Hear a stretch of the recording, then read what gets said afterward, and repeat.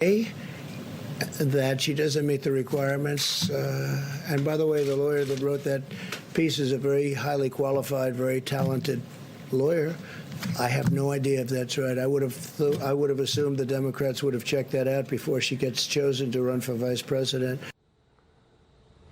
Isn't this just like the birther claims that the president made against Barack Obama? Nothing could be easier than to say it's a false claim, she is eligible, not to say, well, I'm not going to make an issue of it. Why not just say it's wrong, it's false?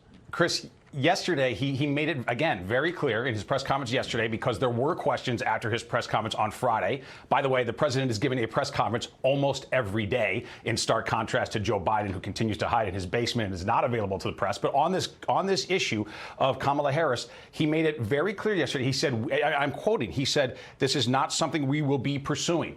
He never brought this up. The campaign never brought it up. Members of the media have asked him about it, are trying to create a controversy that simply doesn't exist. I'm just going to press it one more time. You can accuse me of being one of those media people. Why not say it's wrong? She is eligible. It's one thing to say I'm not going to pursue it. It's a different thing to say it's flat wrong. She's eligible to be the vice president. Why doesn't he say that? Look, again, I don't know why it's incumbent upon him to opine on legal scholarship of the Constitution and the 14th Amendment, for example. I don't think that's his place as president. What he is saying is, we have not made an issue of this. We will not make an issue of this. It's a non-starter from our point of view, for the president and for the campaign. Let's talk about a different issue. Your real problem with Kamala Harris, which is that you say she's too far to the left. You heard me discuss that with Governor Murphy, but I want to put up some other aspects of her voting record. She walked back support for Medicare for all to include private insurers as part of the plan. As California Attorney General, she supported the death penalty, and as Attorney General, she resisted interceding in police officer shootings of citizens. Steve, none of that is far left. Look, I would say this about Kamala Harris when we look at her record. She seems to be an opportunist and to do whatever is most expedient at the moment for political power. But here is the reality of the Kamala Harris of 2020, the candidate right now for vice president of the United States. In the previous segment, you mentioned some of her extreme far-left radical views, things like banning fracking. But there are more than the things you listed. For example, she believes in decriminalizing crossing our border illegally. Those who would trespass into our country will no longer be sanctioned by rule of law. She is in favor of confiscating the most popular rifle in America, mandatory confiscation. This is, and I know you mentioned the GovTrack data, so it's not just my opinion. That is a data-driven model that says for the year 2019, she was the most liberal member of the United States Senate, even to the left of Bernie Sanders. Her nomination, in our view, completes the complete radical takeover of the 2020 Democratic Party. The Democratic Party today is not your parents' or your grandparents' Democratic Party. It does not represent the interests of blue-collar workers in this country, and it doesn't represent the interests of people who have traditional values in this country. All right, let's switch to the other big subject that's being talked about right now, which is mail-in voting. Democrats argue that President Trump opposes mail-in voting and is making it harder for the Postal Service to deal with the surge of mail because he thinks it would hurt his reelection. Here's the president this week. Two of the items are the post office and the $3.5 billion for mail-in voting. Now, if we don't make a deal, that means they don't get the money. That means they can't have universal mail-in voting. They just can't have it. Steve, isn't that a classic example of voter suppression? No, it is not, and I'll tell you why. First of all, these are two different issues. There's nothing ambiguous about where the president, where the campaign stands on universal vote by mail. We are firmly against it. We believe in absentee voting. We believe in early voting. What we do not believe in is blanketing a city or a state with every single person who is listed on the voter rolls, because we know that the voter rolls are not accurate. And again, that's not just my opinion. The data shows us that. For example, in Clark County in Las Vegas, according to a story from the Las Vegas Journal Review, Two, we know that 17% of all ballots that were sent out, these are live ballots, these aren't applications, 17% of them, over 200,000, were returned as undeliverable because we're a mobile society. People move, people die. The voter rolls are not accurate, so we're against universal vote by mail as a principle. Now, regarding the Postal Service, that is a separate issue. The Postal Service needs systemic reform. It has lost $78 billion since 2007. Let me interrupt you, Steve, and I haven't up till now, because that isn't what the president said. In his interview with Maria Bartiromo, I just want to quote what we just heard.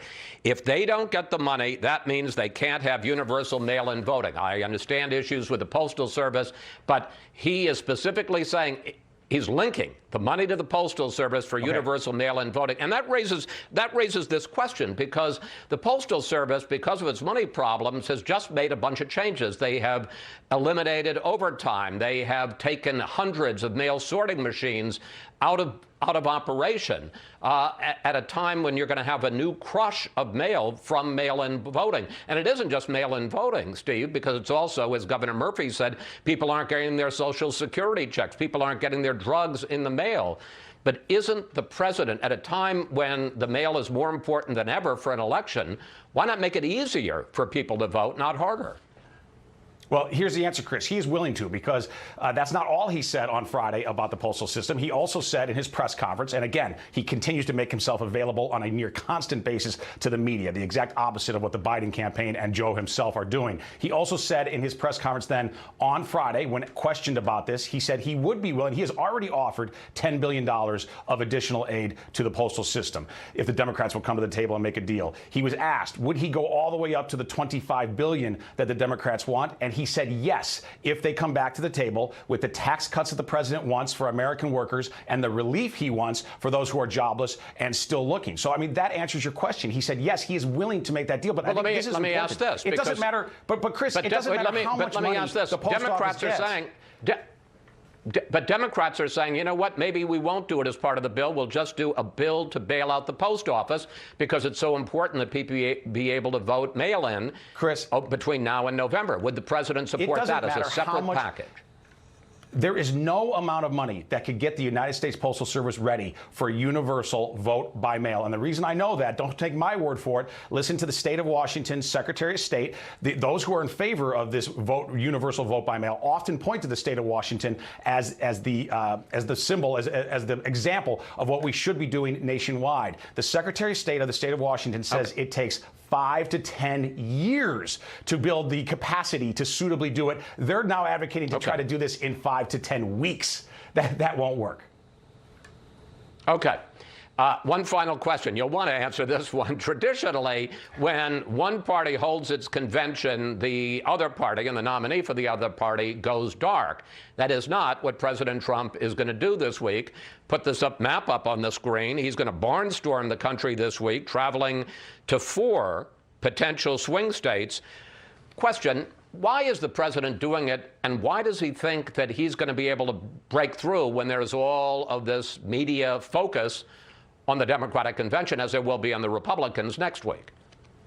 Right. Chris, listen, this entire week, starting today, starting this morning, we are really flooding the zone, taking our message to the American people. We're all over the Sunday shows, both the campaign folks as well as the president himself, while Joe Biden and all of his surrogates have chosen to ignore the Sunday shows on the eve of their convention. And I have no doubt, by the way, when we see their convention, that it's going to be quite a show. I really call it the Wizard of Oz convention because there will be a lot of Hollywood glitz and showmanship. But if you look behind the curtain, there's a feeble and corrupt man behind there. What the president's going to do, in contrast, is go to places like Wisconsin, the place that Joe Biden is snubbing, take our message to the American people and act like a commander-in-chief, somebody who just solidified a historic pact internationally, somebody who is growing jobs back and industrial production back domestically. He's going to go to the border in Arizona on Tuesday and show that we are serious about locking America's front door.